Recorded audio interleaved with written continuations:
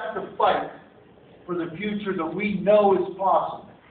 A future of long-term, broadly shared prosperity. We have to fight to tell the truth that America's largest global corporations right now are swimming in cash. Over $1 trillion in accumulated profits. 2 years running, the highest profits on record, and the lowest taxes on record that they've paid. And CEOs right now have it better than they've ever had. See, we aren't poor, but we act like we're poor. They want us to think that we're poor. They want us to believe that the best years of America are somehow behind us. And we have to curtail, put aside, forget about the American dream. See, they've given up on America. But we haven't given up on America because we know what it can do. We know the jobs it can create, and we know what we can do with those jobs. We can turn them into middle-class producing, security-providing jobs for the rest of our lives.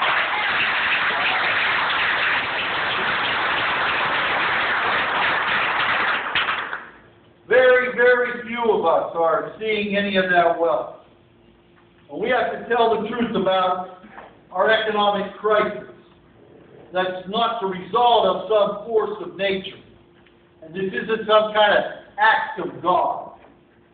Our economy was ruined by the actions and decisions of some of the biggest players in our financial system. And it can happen again. In fact, it will happen again if we make the same choices as some people are urging.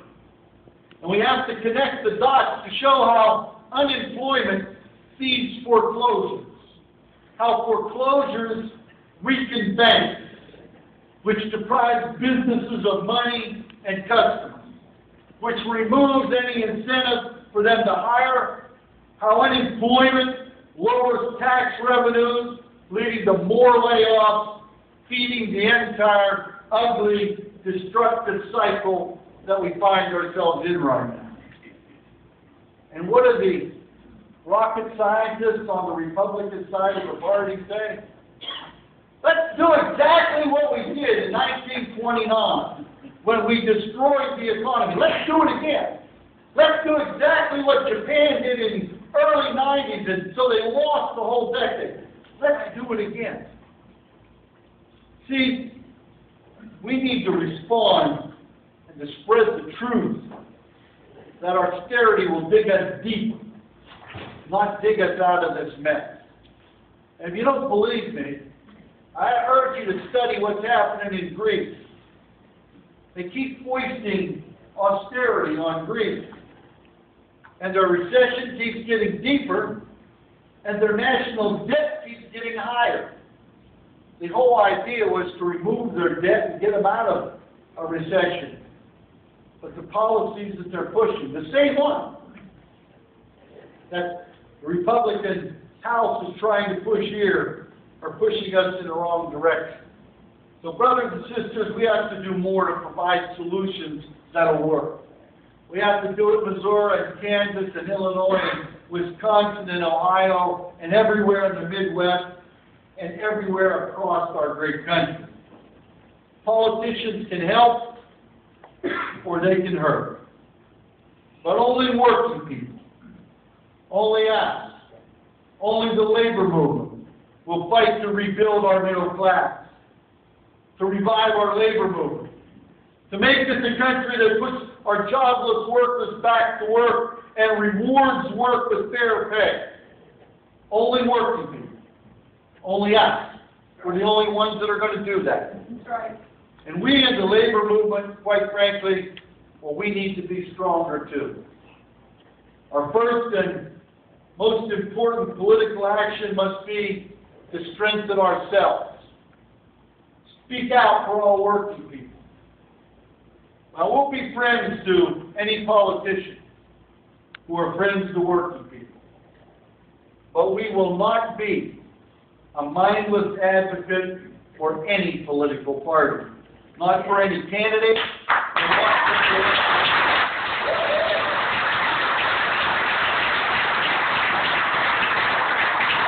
You see, our single job, our sole mission, our sole priority is to represent the interests of working women and working men who work, who bring home wages, and to represent them honestly and fearlessly every single day with no caveats and with no apologies.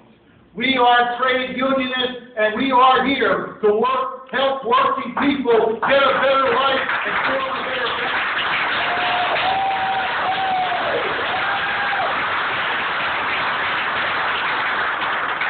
Now, a lot of people think that means we'll be harder on Democrats.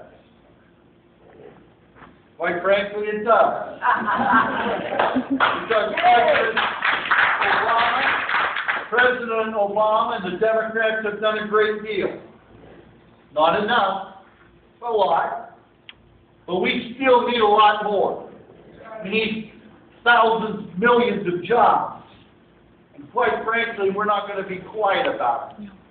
We intend to hold everyone in public office accountable, regardless of their political party.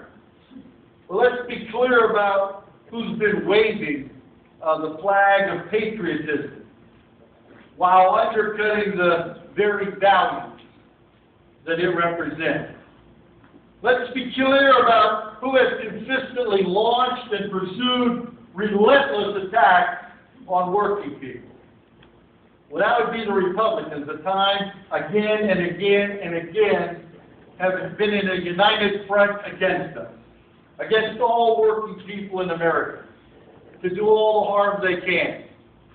Their strategy is to reduce the progressive vote in this country by 10% next year. Right. And that means weakening labor. That means making it difficult for the elderly to vote, or disenfranchising them with little laws that say you have to have an ID in order to vote. In Wisconsin, 25% of the seniors will be disenfranchised by that. 78% of African males between the ages of 18 and 24 will be disenfranchised by that ID law. So it's to go after every progressive voice out there, to shut us up. See, let's be clear-eyed as we go forward. Because we may wish it were different, but nobody but us is going to put it all on the line for the pure, absolute interests of working people. Right. Nobody. Nobody but us. And that's our job. And that's our responsibility. And that's ours alone. And what does that mean? It means that we have to be prepared to do the hard work, to talk to and to listen to our members year-round about their needs, about their interests.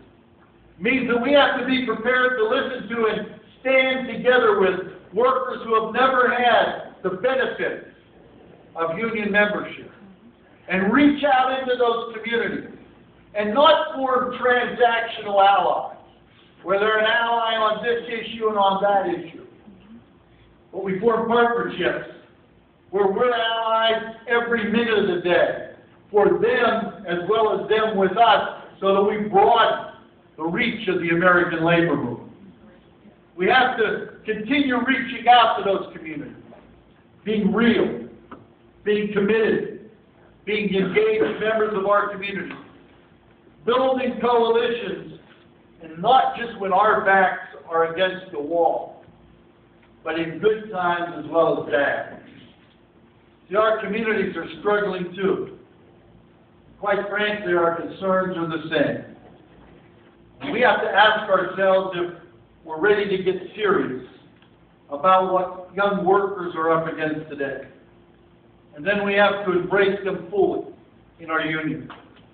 We have to commit to meeting the needs of today's workforce and understand what work looks like for them and be willing to change our model so that we can meet their needs and make them full-fledged partners in this fight.